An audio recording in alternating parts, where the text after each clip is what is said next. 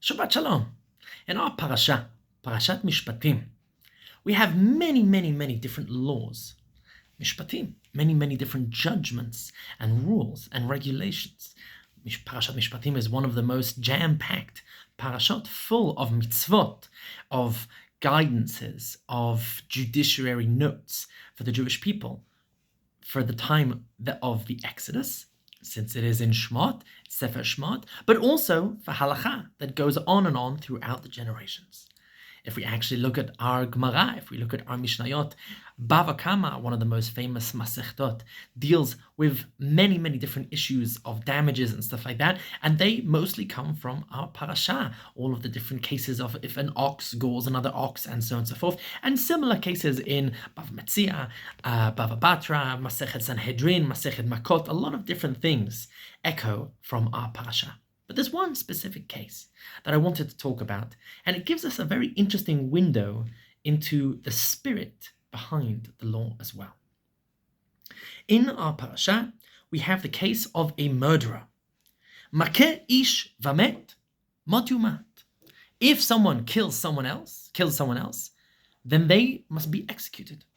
Ve'asher lo tzada, but if they did not plan it, ve'elohim ina liyado, and God orchestrated it so that there was a rotzech bishgaga, there was some sort of manslaughter, it wasn't on purpose. The classic case that Chazal use is if someone is chopping wood in the forest and the axe flies off the handle and it hits someone else, and that was a mistake, I didn't see you there, this is a freak accident.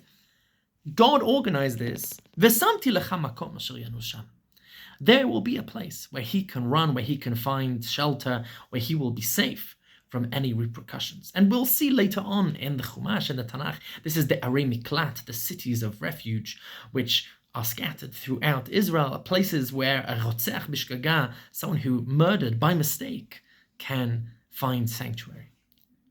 V'chi yazid ish al re'eu leorgo be'orma. But if it is done b'mezid, it is done on purpose, even if it is crafty, it is be'orma, it is mischievous, it is kind of sly and sneaky, and it may seem like an accident, but actually it was done with intent. And this is something that the court will have to try and figure out. This, by the way, makes for very good detective novels and TV shows. Me'im mizbechi tikachenu lemut. You shall arrest him and take him to his sentence, to his death, even if he tries to run to the Mizbeach, even if he runs to the altar. Now, this seems to be quite weird. You might expect even if he tries to run away, even if he tries to find shelter, with other dangerous people, you should still have the guts to go and arrest him. And as we see today, sometimes criminals hang out in all sorts of nasty places. Why would he be going to the temple? Why would he be going to the Bet Mikdash, to the Mizbeach? What's going on here? More than that, we actually have an actual case of this in the Tanakh. If you open up the very beginning of Sefer Melachim Aleph, you will find the story of Yoav ben Tzruya, who was one of the main generals in King David's army, and he caused a lot of trouble for David HaMelech, as we find throughout Sefer Shmuel.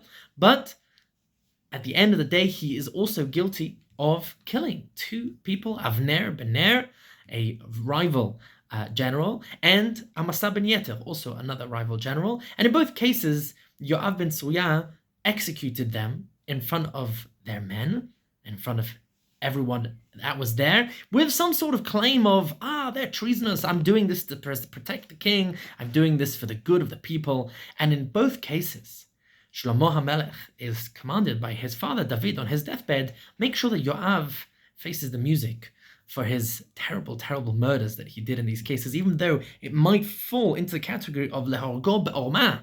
He killed them in a sly and tricksy way, claiming to be doing it for good reasons, but nonetheless, we all know it was out of ego, it was out of looking out for his own position, and he deserves to be punished.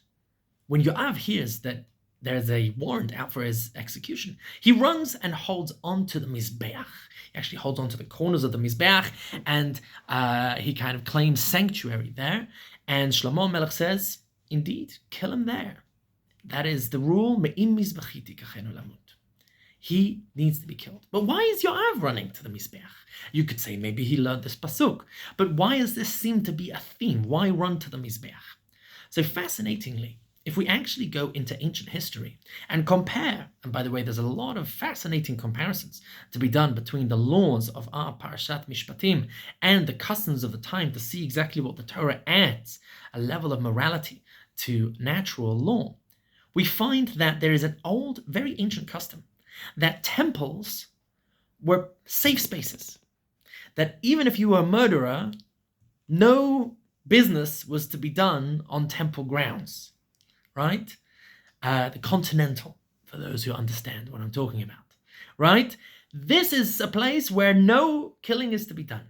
Only sacrificial murder is allowed in the temple, and all murderers are safe. This is found, by the way, in all sorts of cultures from west to east, Mesopotamia, Greece, Egypt. This is a very common theme. And that, by the way, is why a temple is called a sanctuary. The sanctuary, meaning a place which is sanctified, but is also, we talk about these days, sanctuary cities, places that are safe. That is why the temple is called a sanctuary, because you cannot be killed in the temple. But Judaism, the Torah, God says, not with us. With us, rule of law is rule of law. Justice is justice. Murder is murder. And a murderer will be punished. You cannot escape to the church. You cannot escape to the temple, to the priests, and hide behind their skirts and claim to be all high and mighty, claim to have seen the light, claim to have, begged for confession and for forgiveness for your misdeeds. No, there is no absolution in Judaism when it comes to this. You cannot bar your way out of this by running to religion. No, nothing will save you from justice. Justice is justice.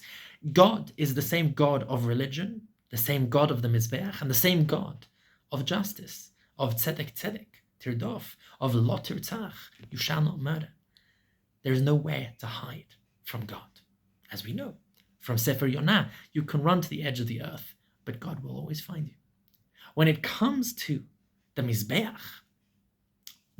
is a place which is holy. You're not allowed to build a Mizbeach with metal utensils that remind us of swords. Right? You can, as we saw from the end of the previous Parsha, Mizbeach is a place where is a place of Mizbeach Adama. It's supposed to be natural. It's supposed to be connected. Mizbeach Adama reminds me of Dmei Achicha Tzoakim Elai Min Ha'Adama from Cain and Hevel. The earth, the mother earth, the rich red soil, that is a place, blood is spilled into that earth, but this is blood of sacrifice. This is blood of life, not blood of death. There is no place for human sacrifice, for murder, for human blood in the Mizbeach. That doesn't work. That doesn't exist. There is no way to hide your guilt in Judaism. You will face the music, both through human means and through divine means. And Chazal actually beautifully connect this. And they say, in which case do we find someone who murdered someone else by mistake? Say Chazal, this is someone who was a murderer, and he was never caught. And now he murdered someone else by mistake, and now he has to pay for both.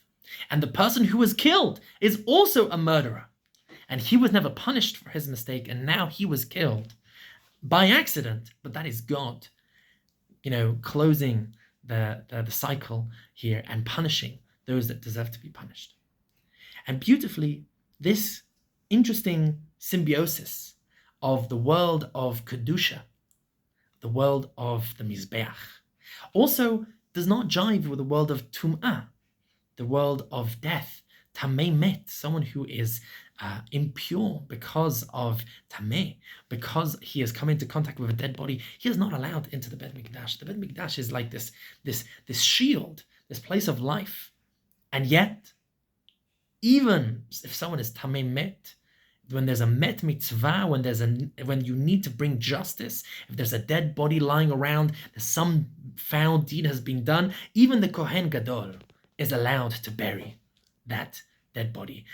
despite the world of Tum and Tahara, despite the world of Kodesh and Chol not mixing when it comes to justice, it penetrates through all of the different mechitzot. Me'im mizbechi tikachenu lamot.